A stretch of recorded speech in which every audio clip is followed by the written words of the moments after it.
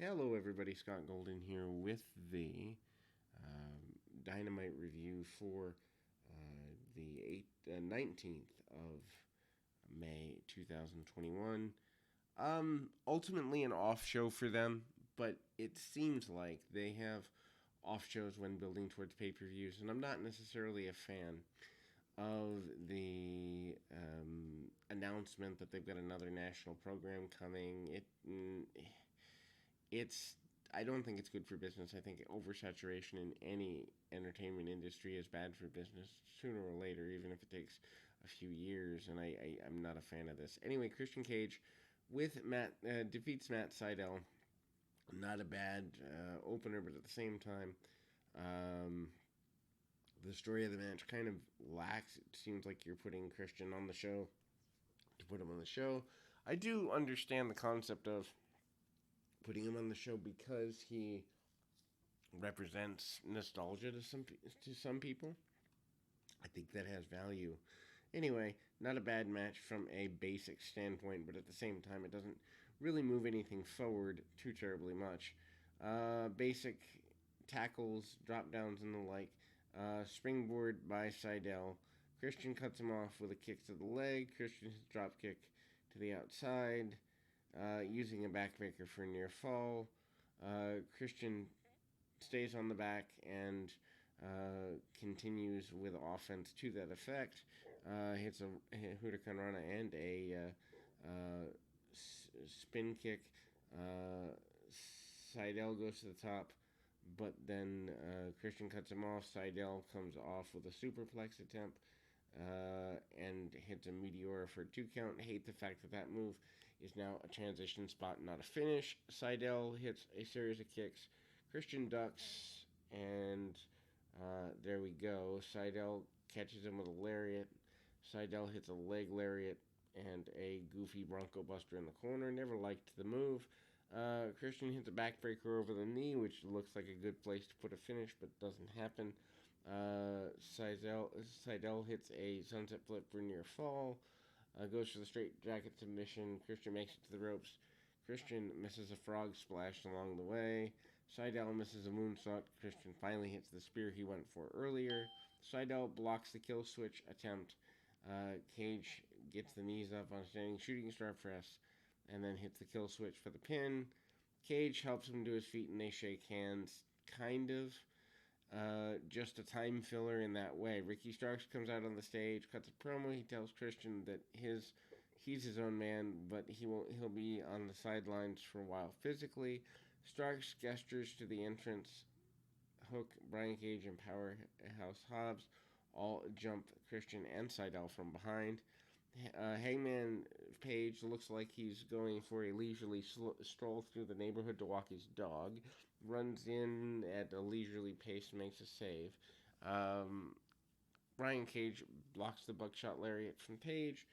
Page blocks the drill claw. Page falls victim to being double teamed and then gets hit with a powerbomb. Then we move to Varsity Blonde's promo. Pillman and Garrison cut a backstage promo. Pillman called the Bucks out for bringing up his father. They said they won't stop until they become tag team champions. This was good. I just wish they had done more with it.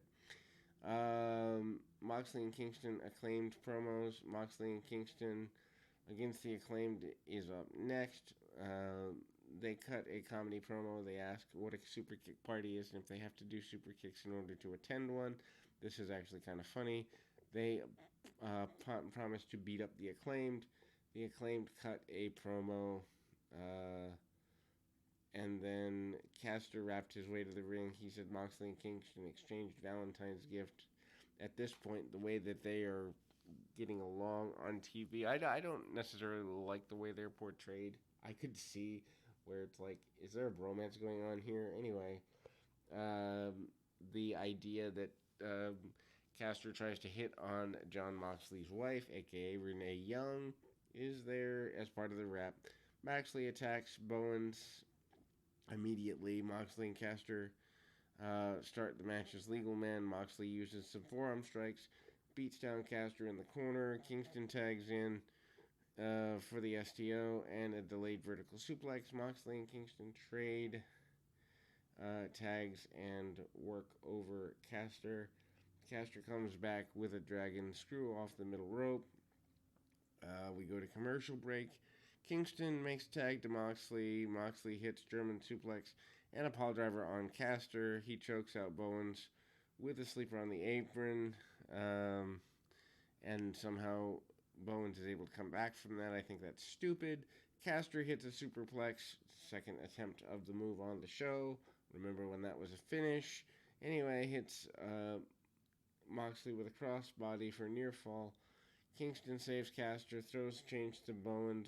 Ref grabs the chain. Caster goes for the boombox shot on Kingston. Moxley blocks it and hits Caster with it. Kingston and Moxley hit a wheelbarrow paradigm shift combination, and Bowens takes the loss. Eventually, I would assume Caster splits off and does singles because there's more money in him anyway. Jericho backstage segment. He's chatting with Dean Malenko. Alex Marvez, otherwise known as Alzheimer's Michael Cole, approaches and asks Jericho if the Inner Circle would accept the Pinnacle's challenge. Jericho said he had to wait to find out. He told Marvez to get out of there before he made Malenko angry. Jericho told Malenko that he'd forgotten a few holds. Scorpio Sky and Ethan Page call out Darby Allin and Sting. Shivani's in the ring to interview Sky and Page. Sky said Sting isn't the man he used to be. Page and Allin lost the TNT title, at least partially. Page's fault, and then he threw Allin down the stairs. Sting and Allin enter and lay out Sky and Page. Sting uses Scorpion Deathlock on Sky. Allin holds Page at bay with the use of a skateboard. Dark Order enters and chases Page and Sky away. Apparently, there's an alliance between Sting, Darby Allin, and the Dark Order, as if we need more alliances on this goofy show. The Pinnacle promo, they're at a restaurant in Wardlow's drinking wine straight from the bottle. MJF cuts a promo on Jericho and his goofy humor for a guy over 50. Dax cuts a promo about how the Pinnacle should be chasing every title in AEW, but they can't because they're busy dealing with the Inner Circle. Dax said that Jericho has been making a mockery of the wrestling business for 30 years. I think that's a stretch. Sean Spears snaps at the waiter and slams his face into the table. Tully tosses money at the waiter and said that should take care of things. MJF closes with saying the Pinnacle is always on top. Then we have a completely unnecessary squash match as Shida defeats Rebel with Britt Baker. Shida establishes a quick advantage. Teases using Baker's lockjaw to take out Rebel. Baker takes the ref. Rebel hits Shida with a crutch. Rebel hits an awkward spot or two. Shida uses stretch muffler for the submission victory. Baker attacks Shida post-match and hits a curve stomp on Shida. And obviously that will eventually lead to their pay-per-view match in a couple of weeks. Omega and Don Callis try to talk Orange Cassidy out of the world title match at Double or Nothing. I hated this because at the end of the day, Cassidy should get up or call security or try to fight even if he gets laid out. He shouldn't just sit there and take this. Footage from last week with Pac dropping Cassidy on his head in an unneeded high spot is shown. He's tended to for the injury afterwards. Omega and Callis chase the best friends out of the room. Callis and Omega present Cassidy with a document to sign saying he could get a title match later, but he forfeits the Double or Nothing. Cassidy tears up the document. Callis has another copy and leaves it with Cassidy to think it over. And then we go into more goofiness that doesn't need to happen, although, to be fair, this is, at least it makes sense, and they're going to do the Stadium Stampede. Jericho's Inner Circle comes out to the Judas song. Ortiz says He's ready to fight. Sammy Guevara says he knows that he'll spray bubbly on the pinnacle or hit a shooting star press off the balcony on their necks. Jake Hager, who's actually a real fighter, said that he would think of them as weak if they didn't accept, although he used different language. Jericho cuts a promo, asks if it's all worth it. Was it worth it to go through blood and guts, dislocate his elbow, and scare his family and kids, to fall off a cage? Jericho said it was worth it when he thinks of the revenge he will get on MJF. They accept the challenge, and they close. Jade Cargill is backstage with Shivani. Shivani acknowledges her as the hottest free agent in AEW. That's saying a lot. Mark Sterling interrupts and says he wants to represent Cargill. Cargill basically acts like she doesn't know who he is and tells him to go away, but she'll think about it. Anyway, NWA Women's Champion Serena Deeb Red Velvet to retain the title. Would this even exist if Velvet wasn't so pushed by the idea of the Nightmare family being something? Probably not. Velvet's green, and she's okay, but does not belong on national television in any stretch of the imagination. Deeb is and has been always a cut above the rest when it comes to women, and so Deeb is aggressive right away, goes for a series of shots, forearms, and the like. Velvet comes back, going after her arm. Deeb nails a forearm and a dragon screw in the corner. Deeb's in control. We go to a break. Velvet makes a comeback. She does kind of a backstabber that looks awkward, followed by an even more awkward standing moonsault, which isn't impressive for a near fall. Velvet tosses Deeb to the floor and hits a moonsault off the apron. Back inside, Velvet hits a kick for the near fall. They trade near falls after high kicks from Velvet, and Velvet sits down, sunset flip with the attack on Deeb. Velvet goes for a moonsault off the top. Deeb gets knees up, hits a power bomb with a stack cover for near fall. Deeb uses a half crab, and Velvet reverses into a inside cradle. Deeb hits chop block on Velvet's left leg and uses Serenity Lock and gets the win, retaining the NWA Championship. Then we move to a Pac promo. Alex Marvez looks like he belongs on some show for those over 60, and he's there with Pac, and he said he's tired of missing opportunities at AEW. He says he's got a world title match now, and there's nothing the Mega, Callis, the Young Bucks, or any of those others can do about it. Pac said that he wouldn't bet against himself at Double or Nothing. Then we go to a squash match. Yay! Squash match. Anthony Ogogo with the Factory defeating Austin Gunn with Cody Rhodes and Arn Anderson. Gunn hits a dropkick early and hits a series of punches. Hits a blockbuster. Gut punch by Ogogo. Hits a second one. Gunn then spitting up food coloring, aka blood. Ogogo hits a pop-up punch. So 3 punches and the referee calls the match. The problem I have with this is very simple. If you have a guy that can end matches with punches and the rest of your roster can't, doesn't that make the rest of your roster look like they have weak offense? You got to think these things through. Referees run in to keep the Factory and Nightmare family apart from each other. SCU promo, again, Alex Marvez. When you have Tony Schiavone, when you have Paul Wright, why are you using this complete under-talent hack? Anyway, Marvez is with Daniels and Kazarian. Asked Daniels to explain his cryptic tweet about the possibility of his retirement. Kazarian cuts a promo, says that Daniels has in fact earned the right to call his own shots. He said he blames the Bucks, Gallows, Anderson, Don Callis, and the entire group for ripping his heart out. He said he'll have revenge, and that's the gospel according to Kazarian. Miro cuts a goofy promo and thanks his Lord and Savior Jesus Christ, giving him the ability to beat people up. I don't think that's how Christianity works, but it's been a while. Miro promises to defend the title on next week's show. Lance Archer comes out with Jake Roberts. Archer said he's been a monster since before Miro was even there, while still having his own day in another place.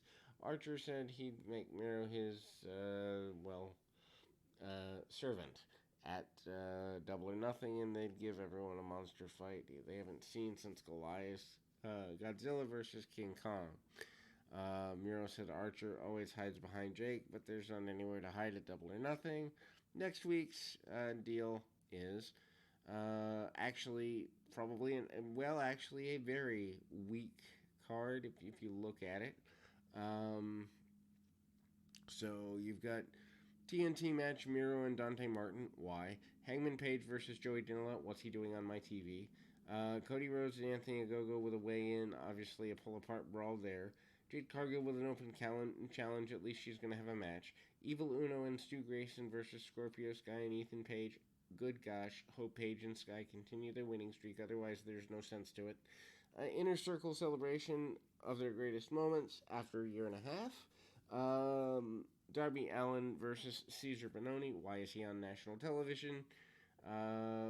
Orange Cassidy responds to Kenny Omega's offer to defend the title at a later date, and a celebration of Hikaru Shida's first anniversary as women's champion, and an announcement for the buy-in match at Double or Nothing. Sting and Darby Allin versus Sky and Page is announced for the Double or Nothing show, and then we go to the main event. Glad to see actual wrestlers as a tag team are here. I'm not a Bucks fan. I'll never be a Bucks fan, and honestly, I don't think they should be putting themselves over. This is, however, much different than their average match. They actually proved that when they want to, they can work. They're just choosing to be bad for the business with all the high spots, and it's annoying. They sold more at the onset of the match, like traditional heels can, which means they know how. Nick bounces around for Pillman and Garrison pretty liberally.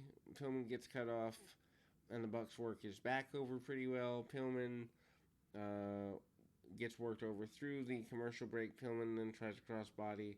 Matt sidesteps it, and the Bucks are posing for the camera, being heels. Pillman hits crossbody. After the break, Garrison gets a hot tag. Garrison runs wild with clotheslines in the corner and double spears and a plancha. Bucks botch a powerbomb attempt. They then kick Pillman in the back for a while. Pillman hit a super kick for near fall on Nick. Odd that Pillman's the one that uses the super kick. Matt blind tags in and uses the sharpshooter on Pillman. Nick uses cold spray in the eyes of Pillman, and Cutler takes the referee because he'd come out with the Bucks earlier. Matt sprayed cold spray in Hart's eyes.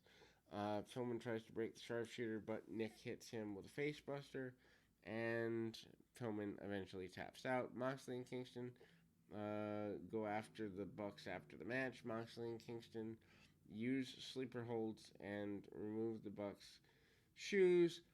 Bucks are defending against Moxley and Kingston at the pay-per-view, and it's officially made official. And the babyface is posed to close the show. Honestly, I think this is the beginning of AEW booking burning out. They are struggling to give compelling shows, even though they don't have opposition now, and it's actually quite sad. Anyway, we'll be back with a bunch of Superstars of Wrestling stuff. We added a whole bunch of Wrestling Challenge episodes yesterday, over 13 episodes.